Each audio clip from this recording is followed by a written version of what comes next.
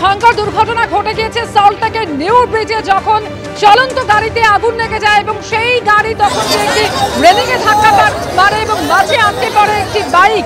সেই বাইক আরোহী food delivery boy, তার ঝলসে মৃত্যু হয়েছে। এলাকার ছবি দেখতে পাচ্ছেন, এলাকার মানুষ তারা বিক্ষোভ দেখাচ্ছেন এবং তাদের যেটা অভিযোগ যে পুলিশের সামনেই এই ঘটনা ঘটে।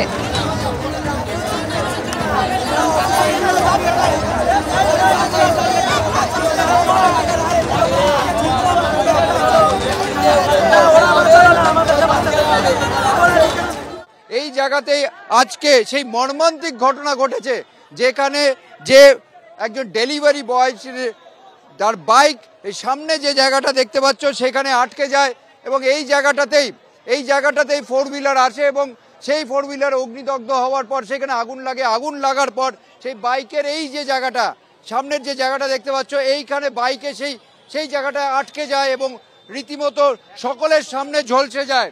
দাদা, এই বিষয়টা নিয়েই সকলে ক্ষোভে ফেটে পড়ে এবং যে ফোর হুইলার ছিল তাতেও বেশ কয়েকজন আহত হয়, তাদেরকে সরিয়ে নিয়ে যাওয়া হয়। ঠিক কি ঘটেছে তাদের সঙ্গে কথা বলবো, কি হয়েছিল।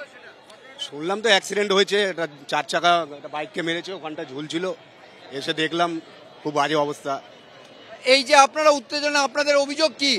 আমাদের অভিযোগ পুলিশ ঠিকমতো ডিউটি করলে সবকিছু স্বাভাবিক থাকতো। আর কি বলবো, পুলিশ ভিডিও বানাচ্ছে, অ্যাক্সিডেন্ট হয়েছে পুলিশ ভিডিও বানাচ্ছে, ওখান থেকে কেউ ধারে কাছে আসেনি, কেউ হেল্প করেনি, বাইকওয়ালাটাকেও হেল্প করেনি, 4 চাকাও হেল্প করেনি। আরো অভিযোগ আছে, আপনি কি বলছিলেন? এখানে তো স্যার পুলিশ দেখছি ভিডিও বানাচ্ছে, বাঁচানো এখানে সাধারণ মানুষ আমরা ছুটে এসে গেট খুলে তারপরে বাঁচালাম পেছনে যারা বসেছিল। ড্রাইভার মদ খেয়ে ড্রিঙ্ক করেছিল, যে বাইকের সিগন্যাল এখানে দাঁড়িয়ে ছিল, সুইগির ছেলে, তাকে যে সজোরে ধাক্কা মারে, সে ওপারে ঝুলে পড়ে। তারপরে গাড়ি আর বাইকের অ্যাক্সিডেন্ট সংঘর্ষে আগুনটা লেগে যায়। 4 চাকা যারা ছিল তাদেরকে কোনো রকম ভাবে বাঁচিয়ে বের করা হয়েছে। বাইকে যে ছিল সে পুরো পুড়ে ছাই হয়ে গেছে, আর বাইক পুড়ে ছাই হয়ে গেছে।